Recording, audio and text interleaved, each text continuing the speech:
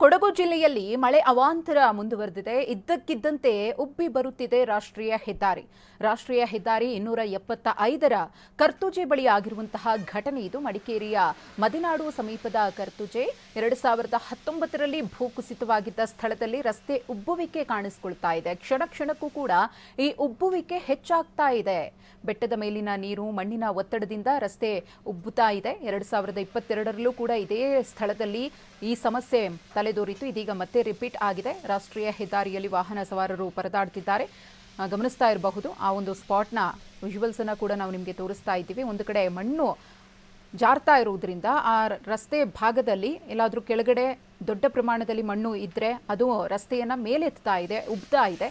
ಇದರಿಂದಾಗಿ ಸಾಕಷ್ಟು ಭಯದ ವಾತಾವರಣ ಅಲ್ಲಿ ನಿರ್ಮಾಣ ಆಗಿದೆ. ಇದು ಕಂಟಿನ್ಯೂ ಆಗಿ ಮುಂದೆ ಬರ್ತಾ ಹೋದ್ರೆ ವಾಹನ ಸಂಚಾರಕ್ಕೂ ಕೂಡ ಬಹಳ ಕಷ್ಟ ಆಗುತ್ತೆ. ವಾಹನ ಸವಾರರು ಕೂಡ ಇಲ್ಲಿ ಪರದಾಡ್ತಿದ್ದಾರೆ. ಈ ಕುರಿತು ನಮ್ಮ ಪ್ರತಿನಿಧಿ ಗೋಪಾಲ್ ಸೋಮಯ್ಯ ಪ್ರತ್ಯಕ್ಷ ವರದಿಯನ್ನು ಕೊಟ್ಟಿದ್ದಾರೆ, ನೋಡೋಣ.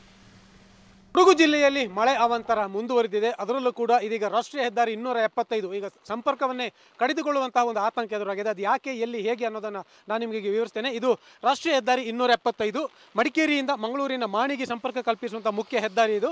ಈ ಹೆದ್ದಾರಿ ಅಂದರೆ ಮಡಿಕೇರಿಯಿಂದ ಸುಮಾರು ಒಂದು 15 ಕಿಲೋಮೀಟರ್ ದೂರದಲ್ಲಿ ಕರ್ತೋಜೆ ಎಂಬ ಒಂದು ಪ್ರದೇಶ ಇದೆ. ಈ ಕರ್ತೋಜೆ ಎಂಬಲ್ಲಿ ಈ ರಾಷ್ಟ್ರೀಯ ಹೆದ್ದಾರಿ ಉಬ್ಬಿ ಬಂದಿರೋದನ್ನು ನಾವಿಲ್ಲಿ ನೋಡಬಹುದು.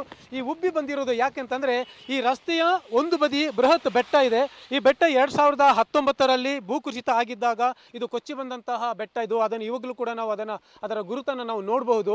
ಒಂದು ಕಡೆ ಬೃಹತ್ ಬೆಟ್ಟ, ಮತ್ತೊಂದು ಕಡೆ ಪ್ರಪಾತ. ಈ ಯಾವಾಗ 2019ರಲ್ಲಿ ಭೂಕುಸಿತ ಆಯಿತು ಆ ಸಂದರ್ಭದಲ್ಲಿ ರಸ್ತೆಯ ಮತ್ತೊಂದು ಬದಿ ಅಂದರೆ ಆಚೆ ಬದಿಯಲ್ಲಿ ಬೃಹತ್ ತಡೆಗೋಡೆಯನ್ನು ಕಟ್ಟಿರೋದನ್ನು ನಾವು ಏನು ನೋಡ್ತಾ ಇದ್ದೇವೆ. ಆ ತಡೆಗೋಡೆ ಕಟ್ಟಿರೋದ್ರಿಂದ ಈ ಥರ ಒಂದು ರಸ್ತೆ ಉಬ್ಬಿನ ಸಮಸ್ಯೆ ಬಂದಿದೆ ಅಂತ ಹೇಳ್ತಾರೆ. ಯಾಕಂತಂದರೆ ಅಲ್ಲಿ ರಸ್ತೆಗೆ ತಡೆಗೋಡೆ ಕಟ್ಟಿರೋದ್ರಿಂದ ಮೇಲಿನಿಂದ ಏನೊಂದು ಮಳೆಗಾಲದಲ್ಲಿ ಮಣ್ಣು ನೀರು ಮಿಶ್ರಿತವಾಗಿ ಕೆಳಗೆ ಹರಿದು ಬರುತ್ತೆ.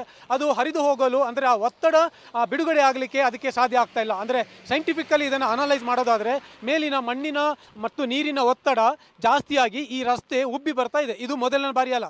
ಕಳೆದ ವರ್ಷ ಕೂಡ ಇದೇ ರೀತಿಯ ಒಂದು ಸಮಸ್ಯೆ ಕಂಡು ಬಂದಿತ್ತು. ಹಿಂದಿನ ವರ್ಷ ಇದೇ ರೀತಿ ಸಮಸ್ಯೆ ಕಂಡು ಬಂದಿತ್ತು. ಅಲ್ಲಿ ಆವಾಗ ಬಹುತೇಕ ರಸ್ತೆಯ ಕೊಚ್ಚು ಇಲ್ಲಿ ರಸ್ತೆ ಉಬ್ಬು ಎತ್ತರ ಜಾಸ್ತಿಯಾಗಿ ಒಂದು ಸಂಪರ್ಕ ಕಡಿದುಕೊಳ್ಳುವ ಒಂದು ಸಂದರ್ಭ ಒದಗಿ ಬಂದಿತ್ತು. ಈ ವರ್ಷ ಕೂಡ ಅದೇ ರೀತಿ ಅಂದರೆ ಕಳೆದ 2-3 ದಿನಗಳ ಒಂದು ವ್ಯಾಪಕ ಮಳೆಗೆ ಒಂದು 2ರಿಂದ 2.5 ಅಡಿಯಷ್ಟು ರಸ್ತೆ ಉಬ್ಬಿರೋದನ್ನು ನಾವು ನೋಡಬಹುದು. ರಸ್ತೆ ಒಂದು ರೀತಿಯಲ್ಲಿ ಶೇಪ್ ಔಟ್ ಆಗಿರೋದನ್ನು ಕೂಡ ಅಲ್ಲಿ ನಾವು ನೋಡಬಹುದು.